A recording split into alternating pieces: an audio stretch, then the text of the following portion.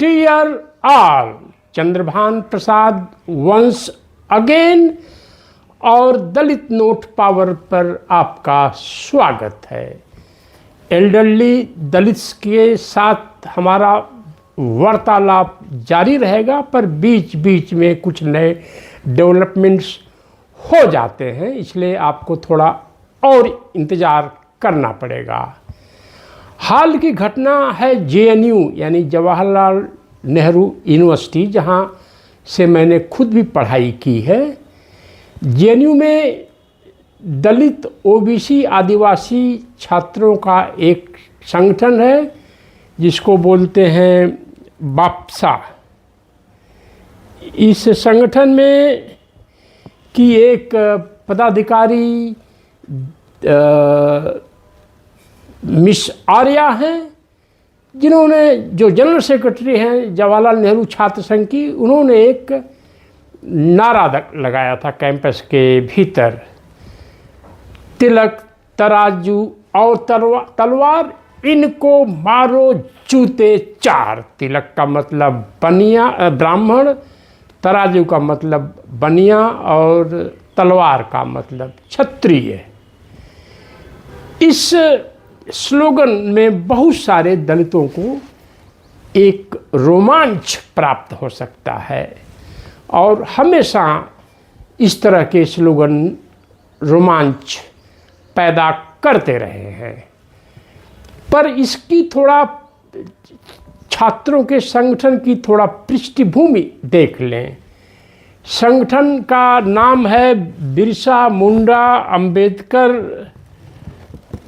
फुले students association. अब यह बात उन सामान्य दलितों को, गृहस्थ दलितों को जरा इस पर सोचना चाहिए कि बिरसा मुंडा एक महान योद्धा थे और फुले का तो पूछना ही नहीं है, बाबा साहब उनको अपना गुरु मानते थे। लेकिन बिरसा मुंडा, अंबेडकर और फुले में सबसे बड़ा मैग्नेट कौन है? अगर तुलना करें तो इसमें से सूर्य कौन है, सन कौन है, जहाँ से सारी एनर्जी पूरे ग्रह में फैलती है? या कह लें कि इसमें से कौन सा ऐसा नाम है जिससे डायरेक्टली जेएनयू के छात्र एडमिशन पाने में जिनको मदद मिलती है? जाहिर है अंबेडकर।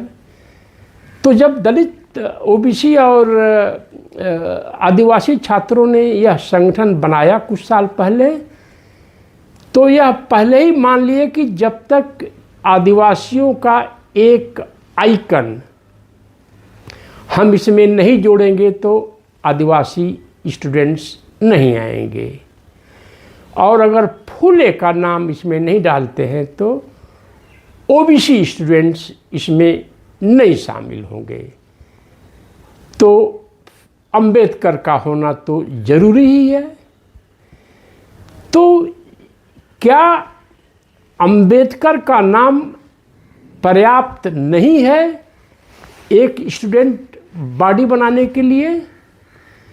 और जिस यूनिवर्सिटी में, जेएनयू में ये स्लोगन लगा, उसमें आज भी बहुसंख्यक स्टूडेंट पॉपुलेशन और फैकल्टी यानी प्रोफेसर्स की पॉपुलेशन अपर कास्ट से है, यानी तिलक तराजू और तलवार से संबंध रखने वालों की संख्या ज़्यादा है। सवाल मेरा यह है कि क्या इसी स्लोगन को किसी ग्रामीण भारत के क्षत्रिय बस्ती में लगाया जा सकता है क्या?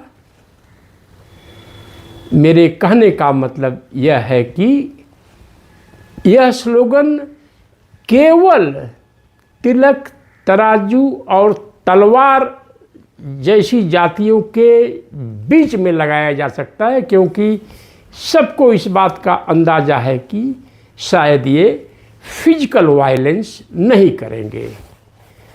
क्या किसी अहिर बस्ती में अहिरों के बारे में जो कहानियां हैं उस तरह के गीत या स्लोगन कोई दलित ग्रुप लगा सकता है?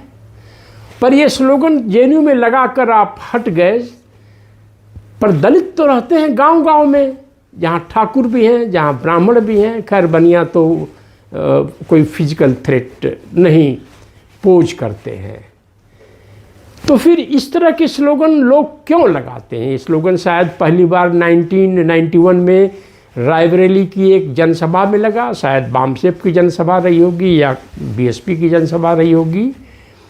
तो इससे पढ़े लिखे दलितों में एक उत्तेजना तो जरूर मिलती है, क्योंकि मन का जो गुब्बार है वह फूटता है। पर इसके कॉन्सिक्वेंसेज क्या होते हैं समाज में?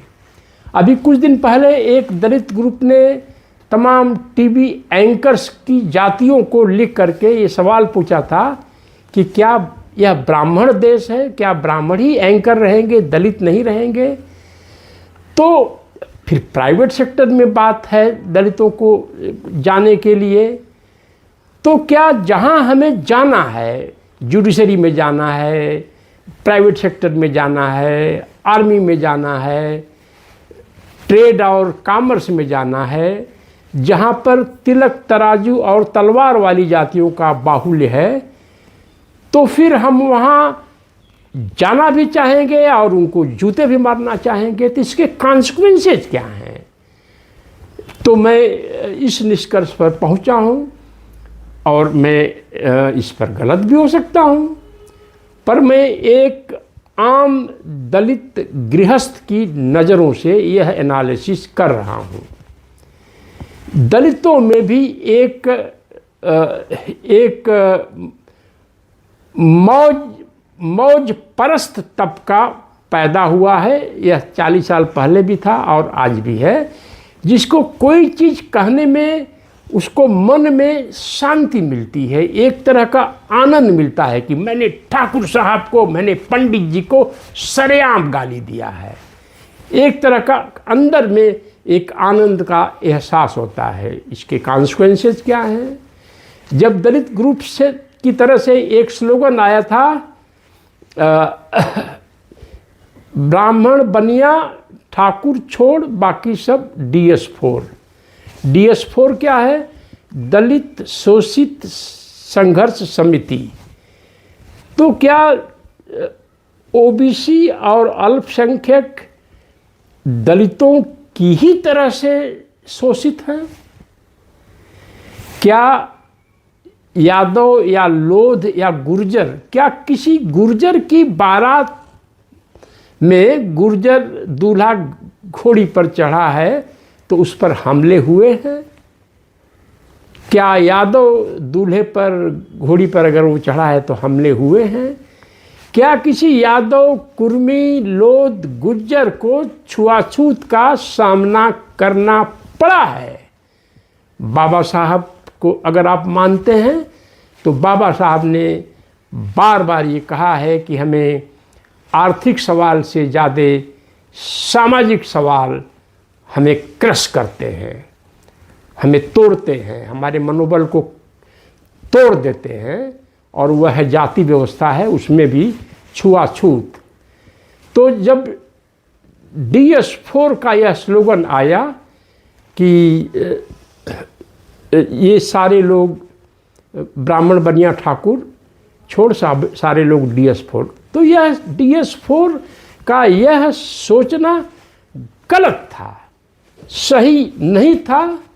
और चूंकि आज दलितों के सारे अधिकार धीरे धीरे ख़त्म हो रहे हैं, फ्रीशिप से लेके स्कॉलरशिप से लेके नौकरी तक, तो इससे यह सिद्ध होता है कि दलितों का और अब आइसोलेशन हो रहा है समाज में, और दलितों की इस गिरती हालत पर समाज का कोई भी तबका आंसू बहाने के लिए नहीं है। जिसको हम सोचते हैं हमारा OBC के लोग हमारे असली कजिन ब्रदर्स हैं, कजिन सिस्टर्स हैं, वह भी दलित दुर्दशा पर जो है वो आंसू नहीं बहाता है। वो दलित मंचों पर ओबीसी के इंटेलेक्चुअल्स लीडर आकर के अपना गला साफ करते हैं ब्राह्मण को गाली दे करके, पर अपनी बस्ती में नहीं जाते हैं यह कहने के लिए कि अहिर भाइयों एवं बहनों, आप भैंस छोड़ोगे तो लाठी से नाता तोड़ोगे, कंप्यूटर की तरफ जाओ, पढ़ाई लिखाई की तरफ जाओ। दलित भी तुम्हारे भाई हैं, इन पर आँख मत उठाओ, इनको आँख मत दिखाओ, इनके सर मत फोड़ो। तो ये लोग ओबीसी के लोग अपनी बस्ती में जाकर ये बातें नहीं कहते हैं, दलित मंच पर आकर ये बातें कहते हैं। जहाँ तक स्लोगन्स की बात रही और मनमौजी दलितों की बात रही, तो आप कृपया इस पर सोचें कि जब यह स्लोगन आया हम आरक्षण देने वाले बनेंगे, आरक्षण लेने वाले नहीं बनेंगे। तो मेन स्ट्रीम सोसाइटी भी तो अखबार पढ़ती है, तो क्या उनका क्या सोचना होगा कि ये इतने अब सक्षम हो गए हैं कि ये बोल रहे हैं हम आरक्षण देंगे लेंगे नहीं, तो फिर आपके प्रति सिंपैथी कैसी होगी। जब यह स्लोगन आया, जितनी संख्या भारी उतनी उसकी भागीदारी, तो यह स्लोगन किसके लिए था। दलितों को तो, आदिवासियों को तो उनके भागीदारी के हिसाब से आरक्षण मिल रहा था, नौकरी में, एजुकेशन में फ़ायदे थे, सहूलियतें थी, स्कॉलरशिप और फेलोशिप की। तो यह स्लोगन किसके लिए बना था? क्या दलितों के लिए बना था? हाँ, इस दलितों के लिए आरक्षण पूरा नहीं हो रहा है, स्कॉलरशिप कम है, ज़्यादा होनी चाहिए, फ्रीशिप के साथ और भी सुविधाएं आनी चाहिए, यह कहना तो अलग बात है। पर बाकी यह पूरा 30-40 साल तक दलित समाज ने अपनी इंटेलेक्चुअल और तमाम तरह की एनर्जी ओबीसी समाज के लिए खर्च किया है, और उसका रिटर्न ये है कि आज दलित समाज की बदहाल हो रही स्थिति पर कोई किसी अन्य समाज का व्यक्ति आंसू बहाने वाला नहीं है। अब जेएनयू के जो छात्र हैं, मैं भी जेएनयू में ही पढ़ा हूँ, यह नारा लगाकर तो अपने हॉस्टल्स के कमरों में चले जाएंगे। या 1991 में जब ये नारा पहली बार आया, तिलक तराजू और तलवार इनको मारो जूते चार, तो ये नारा लगाने वाले लोग ठाकुर बस्ती में नहीं जाते थे, ये नारे लगाने वाले लोग ब्राह्मण बस्ती में नहीं जाते थे, ये नारे लगाने वाले लोग भूमिहार बस्ती में नहीं जाते थे। मैक्सिमम ये दलित बस्ती में जाते थे या दलितों को किसी रैली में बुला लेते थे। तो ये नारे लगा देना तो एक बात है, उसके कॉन्सिक्वेंसेस क्या हैं ये दूसरी बात है। और जहाँ तक मेरी रीडिंग है, पिछले 30-40 सालों में इस तरह के तमाम दलितों में मनमौजी किस्म के लोग पैदा हुए हैं जो अपनी व्यक्तिगत इच्छाओं की पूर्ति के लिए जो मन में बहुत दिन से दबाव पड़ा है उसको एक्सपोज करने के लिए ये नारे लगा लेते हैं। और ये नारे या तो दलितों के बीच लगाएंगे या तो ब्राह्मणों क्षत्रियों के बीच लगाएंगे, क्योंकि वहाँ पर कुछ लोग हैं कि हाँ हमने इतने दिनों तक अत्याचार किया, शोषण किया है, तो इनको भी कुछ कहना चाहते हैं तो कुछ कहने दो। पर यही जो है जाट बस्ती में जाके लगा दीजिए स्लोगन, यही जो है अन्य मध्य जातियाँ हैं उनके बीच जाकर लगा दीजिए स्लोगन। तो मेरा ये बहुत सोच समझ कर ये कहना है कि दलित इंटेलेक्चुअल्स ने, लीडर्स ने अपने मन की शांति के लिए बहुत सारे स्लोगन्स निकाले हैं, और उन स्लोगन्स की वजह से दलित समाज का बहुत भारी नुकसान हुआ है। आज दलित समाज के ऊपर कोई भी एट्रॉसिटी होती है या खुलेआम दलित समाज के लोगों का इंटरव्यू बोर्ड में रिजेक्शन हो जाता है, तो कोई भी सिंपैथी करने वाला नहीं है। और हम ये सिंपैथी की उम्मीद क्यों करें जब हम उनको दिन रात गाली दे रहे हैं। ब्राह्मण को बोल रहे हैं ये विदेशी हैं। बताइए, बाबा साहब अम्बेडकर ने कहा कि आर्यन थेसिस को देखते ही सांप की तरह इसको डंडे से मार देना चाहिए, क्योंकि ये ब्राह्मणों की थेसिस है। लेकिन दलितों को, कुछ दलित नेताओं को, इंटेलेक्चुअल्स को इसमें बहुत ही आंतरिक आनंद मिलता है यह कहने में कि ब्राह्मण यूरोशिया से आए थे, इनको वहाँ वापस भेज दिया जाएगा। अब बताइए, किसी एक ब्राह्मण परिवार को क्या देश के सारे दलित मिलकर, यूरोशिया अगर मान भी ले वहीं से आए थे, भेज पाए हैं अब तक? या आने वाले 50 सालों में एक भी परिवार को दलित इंटेलेक्चुअल्स और ये नारे लगाने वाले लोग बाहर भेज पाएंगे? यह अलग बात है कि ब्राह्मण समाज के लोग खुद विदेश भाग रहे हैं, क्योंकि उनको लगता है कि इस देश में कुछ खास बचा नहीं है। पढ़ाई के लिए लाखों Dalit student Canada, America, England, Australia की तो बात ही छोड़ दीजिए, जो इंग्लिश स्पीकिंग कंट्रीज हैं, न्यूजीलैंड भी, अब तो लोग बांग्लादेश जा रहे हैं मेडिकल सीट के लिए, नेपाल जा रहे हैं मेडिकल सीट के लिए, यूक्रेन जा रहे हैं, रसिया जा रहे हैं, जहाँ जाकर साल 1.5 साल तो भाषा ही सीखने में लगती है। और वहाँ से आने पर भी बहुत सारे लोग जो मेडिकल टेस्ट होता है इंडिया का, उसको पास नहीं कर पाते हैं। तो दलित समाज के लोग अब जो गृहस्थ हैं, उन्हें यह सोचना होगा कि उन्हीं के चंदों से पैदा होने वाला, पलने वाला मनमौजी दलितों का एक तबका उनके हित के पक्ष में माहौल खड़ा करने की बजाय आम दलितों के हित के विरुद्ध माहौल खड़ा कर रहे हैं, और उन्हें इस बात का एडिक्शन हो गया है, इस बात की नशा हो गई है कि जब तक हम तिलक तराजू तलवार वालों को गाली नहीं दे दिए दिन में एक बार, तब तक उनके मन में शांति नहीं बैठती है। और यह दलित समाज के लिए बहुत ही खतरनाक है। अपने इंटरेस्ट को वॉच आउट करें, अपने बीच ये मनमौजी टाइप के दलितों पर नज़र रखें कि उनके द्वारा लगाए गए स्लोगन से आपके ऊपर, आपके बच्चों के फ्यूचर के ऊपर क्या प्रभाव पड़ने वाला है। अगर आपको ये सीरीज़ पसंद आ रही है तो दलित नोट पावर को आप सब्सक्राइब करिए, फॉरवर्ड करिए, पॉपुलराइज करिए, दिए हुए आइकन पर कंट्रीब्यूट भी करिए। जय भीम, जय भारत।